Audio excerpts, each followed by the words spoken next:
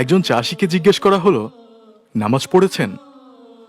তিনি জবাব দিলেন, আমরা তো চাষাভুষা মানুষ, দিন আনি দিন খাই, আমাগো কি নামাজ পড়লে চলবো? নামাজ পড়লে কামকাজ করুম কখন? একজন চাকরিজীবীকে জিজ্ঞেস করা হলো, আপনি পড়েছেন?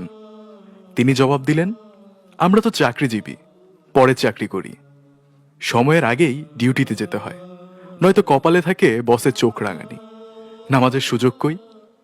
এরপর একই প্রশ্ন করা হলো একজন ব্যবসায়ীকে। তিনি জবাব দিলেন, ব্যবসা করি, মাত্রই দোকানটা খুলছি, নামাজে তো যাইতেই হবে, এটা তো ভালো কাজ, কিন্তু দোকান রেখা নামাজে গেলে দোকান দেখবে কে বলেন? এবার একজন ছাত্রকে জিজ্ঞেস করা হলো। সে জবাবে বলল, কি যে বলেন, পড়াশোনার যে চাপ, নামাজ পড়ার সময় কই? তাছাড়া মানে আর কি, কাপড়টাও পাক পবিত্র নাই, কেমনে কি করি বলেন? আমতা আমতা করতে লাগলো। এভাবেই কিছু মানুষ এড়িয়ে যায়, মহান রবের মস্ত বড় হুকুম মানা থেকে নিজেকে বাঁচিয়ে রাখতে চায়। হঠাৎ একদিন খবর পাওয়া যায় চাষি করমালি আর নেই, ইহধাম তাকে বিদায় জানিয়েছে। অফিসে যাচ্ছিলেন আনোয়ার সাহেব, চাকুরিজীবী ভাইটি। সময় মতোই পৌঁছতে চেয়েছিলেন, সময় তাকে সহযোগিতা করেনি। একটা অ্যাক্সিডেন্ট। পঙ্গু হসপিটালে বাড়ে এক নতুন পেশেন্ট।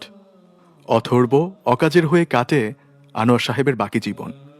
ব্যবসায়ী মহাজন সাহেব, দোকান দোকান করেই কাটত তার সারা বেলা। ব্যবসার হিসাব কিতাব মিলাতে গিয়েই হঠাৎ একদিন বুকে ব্যথা ওঠে। নামাজ পড়ার সময় ছিল না যে লোকটির। আল্লাহকে দেয়ার মতো সময় কখনো হয়নি যার। হ্যাঁ, তিনি হসপিটালে নেয়ার আগেই চলে গেলেন ওপারে।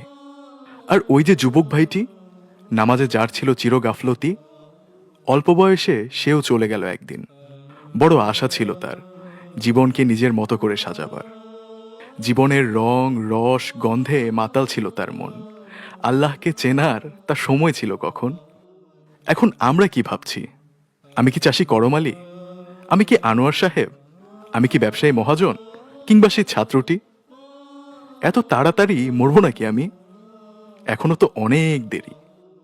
অথচ মৃত্যু প্রতিদিনই আমাদের সামনে থেকে কাউকে না কাউকে নিয়ে যাচ্ছে। নশ্বর থেকে অবিনশ্বরের পথে কেউ না কেউ পাড়ি জমাচ্ছে। তবুও হুঁশ হয় না, আজানের শব্দেরা দোলা দেয় না, বন্ধ হয়ে থাকে হৃদয় মিনার।